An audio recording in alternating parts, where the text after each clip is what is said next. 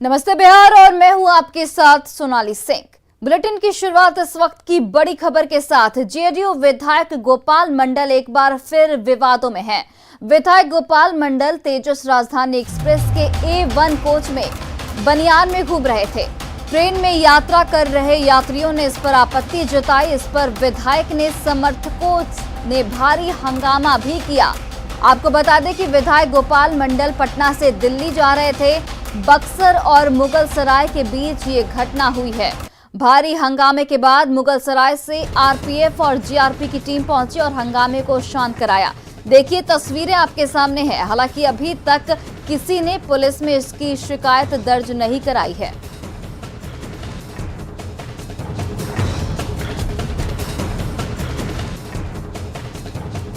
और संजय हमारे phone line पर जुड़ गए हैं। संजय, एक विधायक इस तरह की शर्मनाक हरकत कहां तक जायज है? जी बिल्कुल, देखिए सबसे बड़ी बात है कि अपने विवादास्पद बयानों के कारण आए दिन चर्चा में रहने वाले जदयू विधायक गोपाल मंडल एक बार फिर से विवादों में घिरे नजर आ रहे हैं। और जो तेजस ट्रेन है पटना से, हाल ही में इसकी शुरुआत हुई है 1 सितंबर से, और उसी से वो दिल्ली जा रहे थे। उनके साथ कई और लोग थे। और जब बक्सर और मुगल सराय के बीच वे शौचालय गए तो गंजी और अंडरवियर में थे, और इसके बाद जब वो लौटने लगे और घूमने लगे तब यात्रियों ने हंगामा करना शुरू किया। इसके बाद विधायक जी भड़क गए और ट्रेन में अफरा तफरी की स्थिति मच गई। उसके बाद जब ट्रेन मुगल सराय जंक्शन पर पहुंची तब सुरक्षाकर्मी वहां पहुंचे और उसके बाद किसी तरह मामले को शांत कराया गया। लेकिन वाकई में ये जो घटना है, जनप्रतिनिधि हैं और उनसे एक व्यवहार कुशलता की उम्मीद की जाती है, लेकिन इस तरह की अगर घटना होती है तो 100 सवाल खड़े होंगे और एक बार फिर से विवादों में घिरे नजर आ रहे हैं। हालांकि रेलवे के जो अधिकारी थे, आधिकारिक तौर पर उन्होंने कुछ भी बोलने से मना किया, लेकिन घटना की उन्होंने न्यूज 18 से पुष्टि की देर रात यहाँ इस तरह की घटना हुई है, लेकिन मामले को सेटल कर लिया गया है। जी चलिए संजय, बहुत बहुत धन्यवाद तमाम जानकारियों के लिए।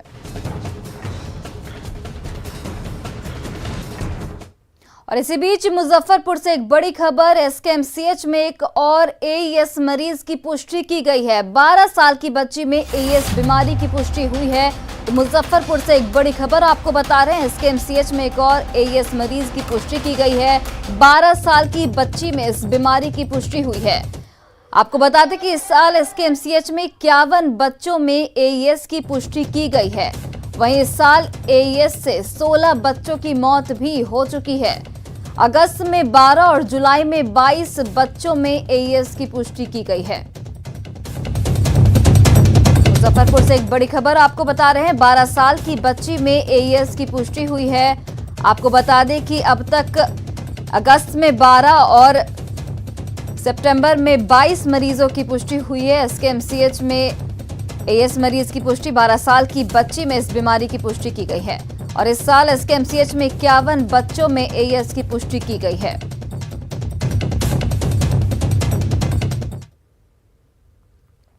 पूर्णिया में कटाव का कहर देखने को मिला। तस्वीरें बायसी प्रखंड की हैं, जहां कटाव की वजह से एक मकान महानंदा नदी में विलीन हो गया। आप देख सकते हैं कि कैसे कटाव की वजह से मकान ध्वस्त होकर नदी में समा गया। जिले में महानंदा के साथ ही कनकई और परमान नदी से कई जगहों पर कटाव जारी है।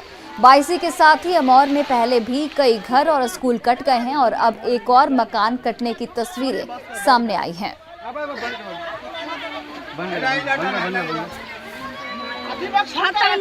हाँ चले जी अब ले। पूर्णिया के बायसी प्रखंड की ये तस्वीरें आपको दिखा रहे हैं। महानंदा में मकान समा गया है। कटाव की तस्वीरें ये लाइव हम आपको दिखा रहे हैं। देखिए किस तरीके से एक ही पल में ये पूरा मकान महानंदा नदी में समा गया।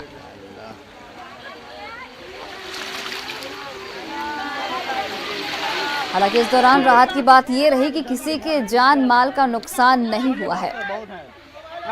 बायसी प्रखंड की तस्वीरें आपके सामने।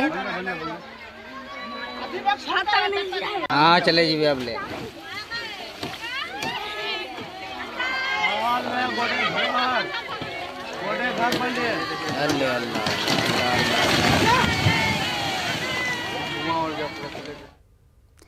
भ्रष्ट अधिकारियों के खिलाफ बिहार सरकार पूरी तरह एक्शन में आ चुकी है। लगातार दूसरे दिन करप्ट अफसर पर नकेल कसा गया है। आय से अधिक संपत्ति के मामले में पालीगंज के डीएसपी रहे तनवीर अहमद के पटना और बेतिया के ठिकानों पर छापेमारी की गई, जबकि हाजीपुर नगर परिषद के सस्पेंडेड कार्यपालक अधिकारी अनुभूति श्रीवास्तव के ठिकानों पर डाले गए रेड में करोड़ों की संपत्ति का खुलासा हुआ है। तनवीर अहमद के ठिकानों से आय से 70% अधिक संपत्ति मिली है। साथ ही लाखों के निवेश के कागजात भी बरामद किए गए हैं।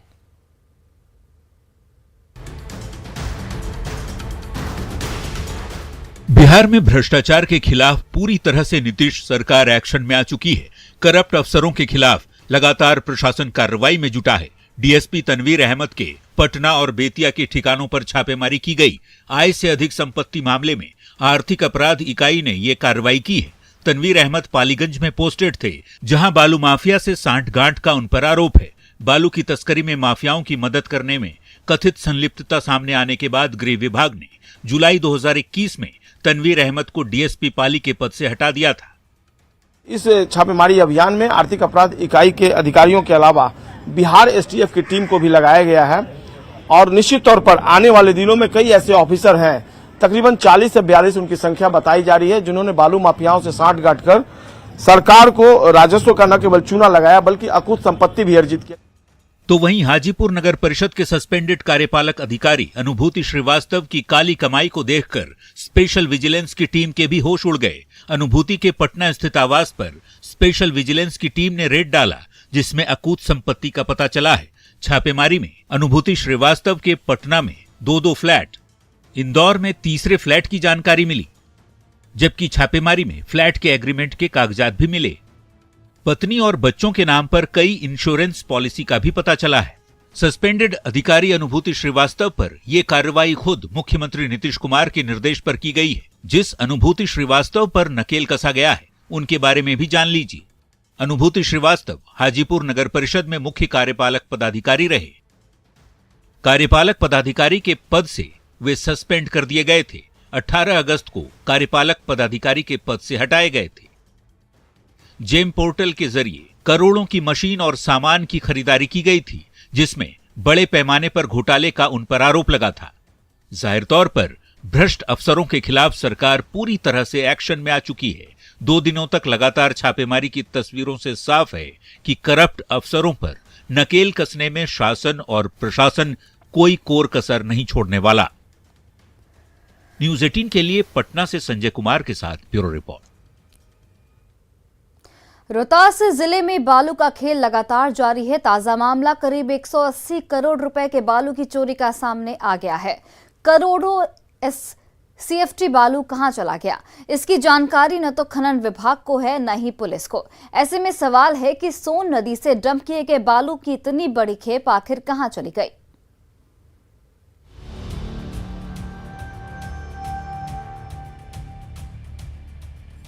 रोहतास जिले में बालू का खेल इस कदर हावी है कि सोन नदी से उठाव किए गए बालू की बड़ी खेप गायब हो जाती है और इसकी जानकारी न तो खनन विभाग को मिलती है न ही पुलिस विभाग को। बालू के खेल में कई अधिकारी भी नप चुके हैं, लेकिन बालू का खेल है कि थमने का नाम नहीं ले रहा। ताजा मामला यह है कि जब 1 जून से नेशनल ग्रीन ट्रिब्यूनल यानी एनजीटी नदियों से बालू खनन पर रोक लगा देती है, तो फिर सोन नदी से बालू का अवैध खनन कैसे हो रहा है? वो भी तब जब बालू की माइनिंग करने वाली कंपनी अप्रैल महीने में ही लाइसेंस सरेंडर कर चुकी थी। अब आलम यह है कि खनन विभाग के फिजिकल वेरिफिकेशन में 5,75,00,000 सीएफटी बालू का स्टॉक पाया जाता है, लेकिन स्थानीय प्रशासन और विभाग के प्रोजेक्ट मेजरमेंट में करीब 1 करोड़ सीएफटी का अंतर पाया गया। कि रोहतास जिला में टोटल 5,75,84,000 सीएफटी बालू के लाइसेंसी के पास भंडारित है, जिसका सत्यापन कराने पर उतना बालू नहीं पाया गया। 49 लाख सीएफटी के आसपास बालू पाया गया। तो अंतर जो बालू नहीं पाया गया, उसके आलोक में आदित्य मल्टीकॉम के विरुद्ध प्राथमिकी दर्ज की गई है। खनन विभाग का आरोप है कि 179 करोड़ रुपए कीमत की कुल स्टॉक की गई बालू में से 49 लाख रुपए के बालू ही पाए गए। अब ऐसे में पुलिस ने अलग अलग थानों में कई सारी प्राथमिकियां दर्ज कराई हैं, बालू की खनन करने वाली निजी कंपनी के खिलाफ एफआईआर भी दर्ज कराया गया है। कई सारे ऐसे कांड दर्ज हुए हैं जिसमें जो बालू जमा था उसके गायब होने के संबंध में दर्ज कराया गया है। उसमें जो भी शामिल हैं, चाहे जो कोई कंपनी या उसके जो स्टाफ हैं, उन पे कार्रवाई की जा रही है। अब ऐसे में बड़ा सवाल यही उठता है कि स्टॉक किए गए बालू की इतनी बड़ी खेप आखिर गई तो गई कहां? करोड़ों के वारे न्यारे यदि हुए तो आखिर किसकी मिली भगत से? रोहतास जिला में बालू के खेल में कई लोग शामिल हैं। जिस तरह से बालू को लेकर यहाँ कोहराम मचा हुआ है और जिस तरह से लगातार एफआईआर की गई है, उसके बाद कई तरह के सवाल खड़े हो रहे हैं। भारी मात्रा में जहाँ स्टोर किया हुआ बालू लगभग 180 करोड़ का बालू जिस तरह से गायब हो गया और उसके बाद जिला प्रशासन ने, खनन विभाग ने अलग अलग थानों में एफआईआर की, लेकिन सिर्फ एफआईआर के बाद कई तरह के सवाल खड़े हुए। एक तरफ लीजधारी कंपनी है, वहीं दूसरी ओर जिला प्रशासन है, लेकिन अब सवाल खड़ा होता है कि इतने भारी मात्रा में बालू आखिर गया तो गया कहां? इसे धरती खा गई या फिर आसमान निकल गया? अजीत कुमार, न्यूज़ 18, सासाराम। नालंदा में 2 युवकों को खंबे से बांधने का वीडियो वायरल हो रहा है। दोनों को एक लाइन होटल में बांध कर रखा गया है। बताया जा रहा है कि 3 युवक एक व्यक्ति की हत्या की नीयत से पहुंचे थे, लेकिन वहां मौजूद लोगों ने 2 युवकों को पकड़ लिया, जिनकी तलाशी में एक पिस्टल और 2 कारतूस बरामद किए गए हैं। वहीं एक युवक पिस्टल लहराते हुए फरार हो गया। बाद में पुलिस ने दोनों युवकों को गिरफ्तार कर लिया है।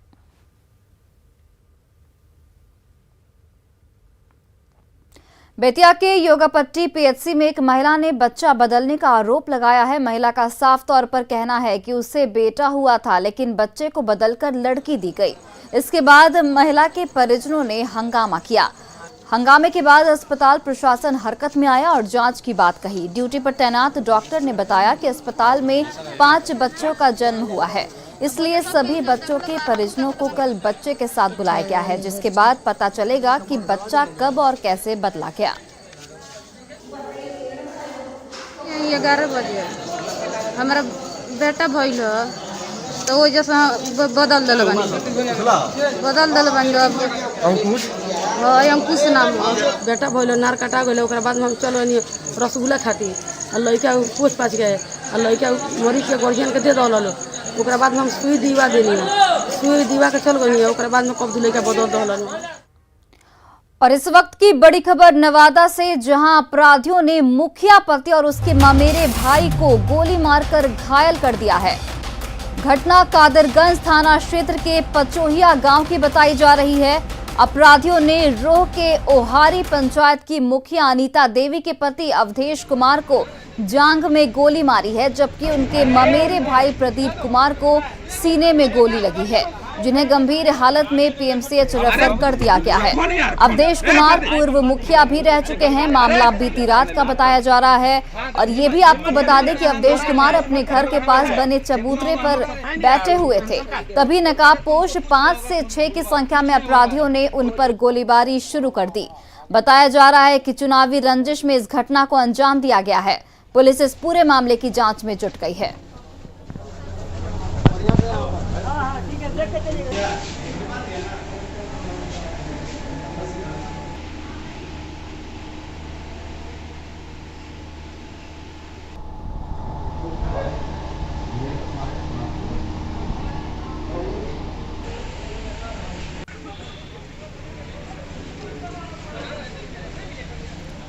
तो नवादा से एक बड़ी खबर आपको बता रहे हैं, जहां पर मुखिया पति को अपराधियों ने गोली मार दी, साथ ही मुखिया पति के ममेरे भाई को भी गोली मारी गई। आपको बता दें कि दोनों का इलाज अस्पताल में जारी है। मुखिया पति पर जानलेवा हमला किया गया और ये भी बताया जा रहा है कि चुनावी रंजिश की वजह से इस घटना को अंजाम दिया गया है। पंचायत के मुखिया पति हैं अवधेश महतो जी, उनको गोली लगी है, तो अभी अस्पताल में उनको भर्ती किया गया है। एक इनके भगना को भी गोली लगी है, जिसका नाम प्रदीप कुमार है, तो उनको पीएमसीएच रेफर कर दिया गया। कौन लोग गोली किए हैं इसमें?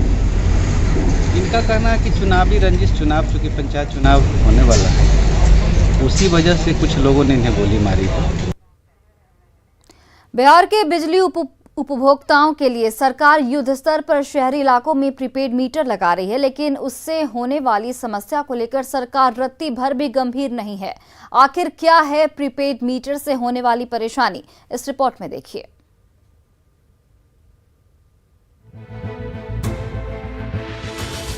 बिहार सरकार ने बिजली उपभोक्ताओं के लिए प्रीपेड मीटर की व्यवस्था की है। मकसद बेहतर सुविधाओं के साथ ही बिजली की चोरी को रोकना है। लेकिन प्रदेश के प्रीपेड बिजली मीटर उपभोक्ता इन दिनों परेशान है। परेशानी तकनीकी समस्या की वजह से है, जिसका समाधान नहीं किया जा रहा। ऐप के जरिए बिल के पेमेंट में देरी हो रही है। लॉगिन नहीं होने से बिजली काट दी जा रही है और ज्यादा परेशानी राजधानी पटना में ही है। ऐप से सर चार्ज नहीं लेता है जल्दी, और उसके बाद चार्ज नहीं लेने का कारण बैलेंस नहीं रहता है, पता नहीं है कि नहीं है, उसके बाद लाइन कट जाता है। क्या दिक्कत हो रहा है आपके यहाँ? स्मार्ट मीटर लगा है, इसे कल लगाया है, इसने लगा के बोला कि 3 दिन के बाद इसका अपना आपको कर लीजिएगा कंज्यूमर नंबर। उस समय ऐप डाउनलोड किए लेकिन वो हुआ नहीं, उससे तो हुआ नहीं, तो फिर उसके बाद कुछ बताया नहीं, लगाया चला गया, बोला कि 3 दिन बाद अपना देख लीजिएगा। अब क्या करेंगे 3 दिन बाद, क्या नहीं करेंगे। बोले पिछला बिल, तो बोला कि वो सब उसी में इंक्लूड है, वो सब आ जाएगा। हालांकि बिजली उपभोक्ताओं को हो रही समस्या पर विभागीय मंत्री समाधान का आश्वासन जरूर दे रहे हैं। ज़्यादा हो रही, मजदूर आता नहीं है, खान नीचे से खुदा जाता है, तो प्रॉब्लम तो है। प्रीपेड मीटर और बिल पेमेंट की समस्याओं से लाखों लोगों को जूझना पड़ रहा है। इसे लेकर विपक्षी पार्टियों ने सरकार की नीति पर ही सवाल खड़े कर दिए हैं। सरकार के पास खासकर बिजली विभाग में स्पष्ट सोच और नीति का अभाव है। मीटर की ही अगर बात करें तो पिछले 2 वर्षों में कई प्रकार के प्रयोग किया है इन लोगों ने। कई बार तो यहीं हम ही लोग आवास में आके मीटर लगा के बदल के फिर दूसरा मीटर लगाने की बात हो गई। तो कहीं न कहीं इसमें घालमेल है। आखिर बार बार आप मीटर को लेकर इतना प्रयोग क्यों कर रहे हैं? जाहिर है इलेक्ट्रिक बिल पेमेंट में आ रही समस्या और वक्त बेवक्त बिजली की कटौती जैसी बुनियादी समस्याओं से उपभोक्ता परेशान है। ऐसे में सरकार को ठोस पहल करनी चाहिए ताकि स्मार्ट मीटर प्रयोग करने वाले उपभोक्ता परेशान न हो और बिजली चोरी रोकने के लिए सरकार की मुहिम भी सफल हो। शैलेंद्र कुमार, न्यूज़ 18 पटना। छपरा के जेपी विश्वविद्यालय से लोक नायक जयप्रकाश नारायण और लोहिया के विचारों को पीजी के सिलेबस से हटाने के मामले में राज्य सरकार ने सफाई दी है। शिक्षा मंत्री विजय कुमार चौधरी ने बताया कि जेपी और लोहिया के विचार पाठ्यक्रम में रहेंगे। मामला सामने आने के बाद सीएम ने खुद संज्ञान लिया और पूरे मामले में विश्वविद्यालय प्रबंधन से बात की। शिक्षा मंत्री ने बताया कि विश्वविद्यालय प्रबंधन ने सुधार का भरोसा दिया है।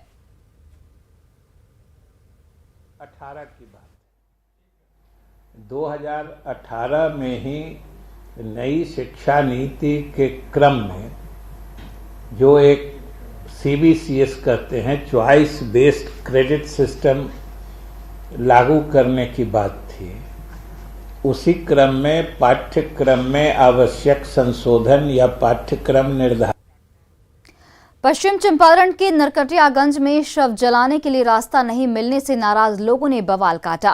पिपरा गांव के पास नरकटियागंज भिकना ठोरी गांव मुख्य मार्ग को जाम कर दिया गया। सूचना मिलने के बाद शिकारपुर थाना पुलिस वहां पहुंची और लोगों को समझाकर मामले को शांत कराया। बताया जा रहा है कि 2 लोगों के आपसी झगड़े की वजह से रास्ता नहीं मिल रहा है।